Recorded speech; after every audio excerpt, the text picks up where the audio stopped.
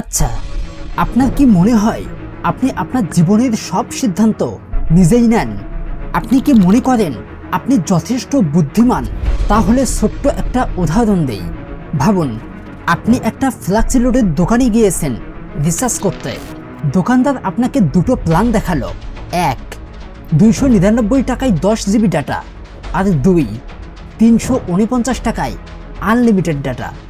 আপনার অবচেতন মন তখন বলে উঠবে, আরে বেশ তো, 300 টাকা তো এমনিই দিচ্ছি, আর 50 টাকা দিলে যদি আনলিমিটেড ডাটা পাওয়া যায় তবে তো ওটাই ভালো।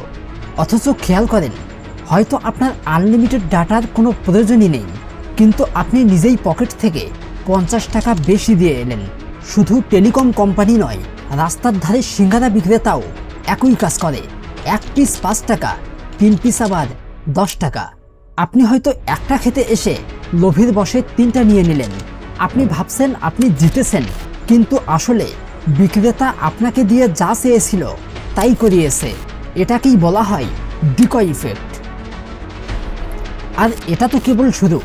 আমাকে মাত্র 5টা মিনিট সময় দিন, আজ আমি আপনাকে এমন 10টি সাইকোলজিক্যাল ট্রিক শেখাবো যা আপনাকে মানুষের মনের হ্যাকার বানিয়ে দেবে। কেউ আপনাকে ঠকাতে পারবে না, বরং সবাই আপনার কথা মতো চলতে বাধ্য হবে। বিশেষ করে 7 এবং 10 নম্বর টেকনিক একদমই মিস করবেন না, কারণ ওটা আপনার ব্যক্তিত্বকে এক অন্য উচ্চতায় নিয়ে যাবে।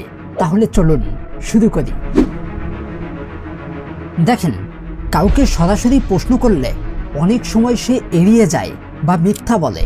ধরেন, আপনি জানতে চান আপনার বন্ধু কত টাকা বেতন পায়, সে হয়তো বলবে না। তখন তাকে সরাসরি প্রশ্ন না করে একটি ভুল তথ্য দিন। আপনি বলুন, ভাই শুনলাম তুই মাসে 20,000 টাকা পাস, এতে কি চলে? তখন কিন্তু সে নিজেকে জাহির করার জন্য বা আপনাকে শুধরানোর জন্য ফট করে বলে দেবে যে, ধুর বেটা, 20 কেন হবে, আমি তো এত টাকা পাই। মানুষ আসলে অন্যকে ভুল প্রমাণ করতে বড্ড ভালোবাসে, তাই এই সুযোগটাই আপনাকে নিতে হবে।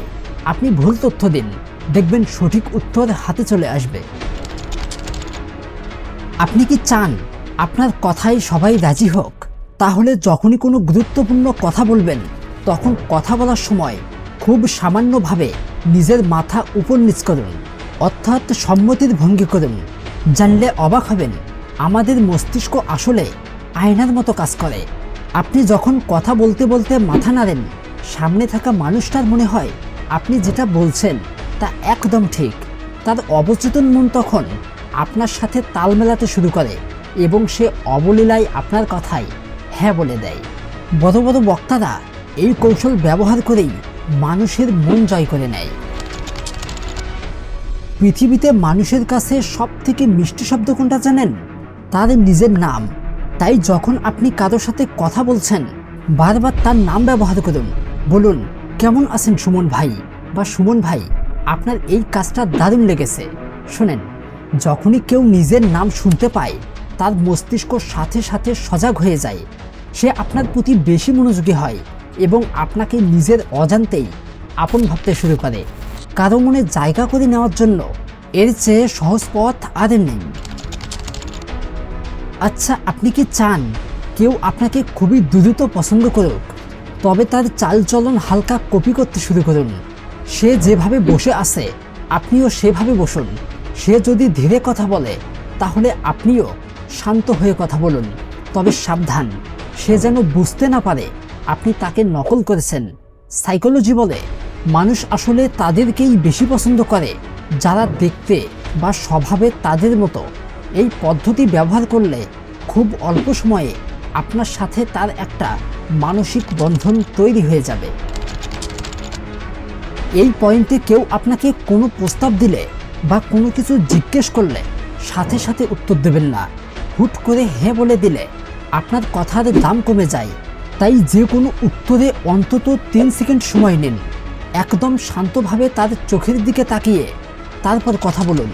এই ছোট্ট একটা বিরতি আপনার ব্যক্তিত্বে গাম্ভীর্য নিয়ে আসবে। লোকে ভাববে আপনি যা বলছেন তা অনেক ভেবেচিন্তে বলছেন। তখন আপনার কথার ওজন বেড়ে যাবে। কেউ যদি আপনাকে ভয় দেখানোর চেষ্টা করে বা তর্কের সময় আপনার চোখে চোখ রেখে চাপ সৃষ্টি করতে চায়, তবে ঘাবড়ে যাবেন না। তখন তার চোখের দিকে না তাকিয়ে তার কপালে দুই ভুঁড়ির মাঝখানে তাকান। এতে সে অস্বস্তি বোধ করবে এবং তার মনে হবে আপনি তার মনের ভেতরের সব কিছু দেখে ফেলছেন। এতে কিছুক্ষণ পর সে নিজেই চোখ নামিয়ে নেবে এবং নিজের আত্মবিশ্বাস হারিয়ে ফেলবে। আলোচনার নিয়ন্ত্রণ তখন আপনার হাতে চলে আসবে। একবার না হয় নিজেই দেখে নেন। ধরেন কেউ আপনাকে মিথ্যা বলছে বা অর্ধেক কথা বলে লুকিয়ে যাচ্ছে, তখন তাকে জেরা করবেন না। সে কথা থামানোর পর আপনি শুধু চুপ করে তার চোখের দিকে তাকিয়ে থাকুন। এই নীরবতা তার মনে এক বিশাল মানসিক চাপ তৈরি করবে। সে ভাববে সব ধরা পড়ে গেল নাকি। এই অস্বস্তি থেকে বাঁচতে সে নিজেই গড়গড় করে সব সত্যি বলে দেবে। নীরবতা যে কত শক্তিশালী অস্ত্র তা এই ট্রিকটা না খাটালে বুঝতেই পারবেন না। দেখেন ভাই, নিজের ভুল ঢাকার এক অসাধারণ উপায় হলো এটা। ধরেন আপনার কোথাও যেতে দেরি হয়েছে, সেখানে গিয়ে বলবেন না যে দেরি হওয়ার জন্য সরি, বরং এটা বলুন যে এতক্ষণ ধৈর্য ধরে আমার অপেক্ষা করার জন্য অনেক ধন্যবাদ। বন্ধু, যখন আপনি সরি বলেন তখন আপনি নিজের দোষ স্বীকার করছেন, কিন্তু যখন আপনি তাকে ধন্যবাদ দিচ্ছেন তখন আপনি তার প্রশংসা করছেন। আর মানুষ কিন্তু প্রশংসা শুনতে ভালোবাসে। এতে সে রেগে যাওয়ার বদলে মনে মনে খুশি হবে এবং আপনাকে অনেক বেশি গুরুত্ব দেবে। আপনি কি মনে করেন কাউকে সাহায্য করলে সে আপনাকে পছন্দ করবে? উল্টোটা ভাবুন। আপনি যদি কাউকে দিয়ে ছোট কোনো কাজ করিয়ে নেন বা তার কাছে ছোট কোনো সাহায্য চান, তবে সে আপনাকে বেশি পছন্দ করতে শুরু করবে। ধরুন আপনি বললেন, ভাই আপনার কলমটা কি একবার দেওয়া যাবে? যখন সে আপনাকে সাহায্য করবে তার মস্তিষ্ক নিজেকে বোঝাবে যে আমি এই লোকটাকে সাহায্য করেছি, কারণ লোকটা নিশ্চয়ই ভালো। এই ট্রিকটা ব্যবহার করে আপনি অতি সহজেই আপনার শত্রুকেও বন্ধু বানিয়ে ফেলতে পারেন। সর্বশেষ পয়েন্টে এটা মনে রাখবেন, শান্ত মস্তিষ্কের মানুষেরা এই একটা কাজই করেন। পরিস্থিতি যাই হোক, হঠাৎ করে কোনো রিয়াকশন দেবেন না। কেউ গালি দিলে বা অপমান করলে সাথে সাথে রেগে যাবেন না। একটু মুচকি হাসুন অথবা স্রেফ তাকিয়ে থাকুন। আপনার এই শান্ত থাকাটা সামনে থাকা মানুষকে পাগল করে দেবে। সে ভাববে সে আপনাকে আঘাত করতে পারছে না কেন। মনে রাখবেন, যে আপনার ইমোশন কন্ট্রোল করতে পারে সে আপনাকেও কন্ট্রোল করতে পারে। তাই নিজের রিয়াকশন সবসময় নিজের পকেটে রাখুন। এই 10টা ট্রিক যদি আপনি সঠিকভাবে ব্যবহার করতে পারেন, তবে পৃথিবীর কোনো মানুষ আপনাকে ছোট করতে পারবে না। আপনি হবেন সব আড্ডার মধ্যমণি এবং সবার পছন্দের মানুষ। যদি মনে হয় আজকের ভিডিও থেকে নতুন কিছু শিখলেন, তবে ভিডিওটি আপনার কাছের মানুষের সাথে শেয়ার করতে পারেন। আর হ্যাঁ, চ্যানেলটি সাবস্ক্রাইব করতে একদমই ভুলবেন না কিন্তু। দেখা হচ্ছে তাহলে নেক্সট ভিডিওতে। ধন্যবাদ।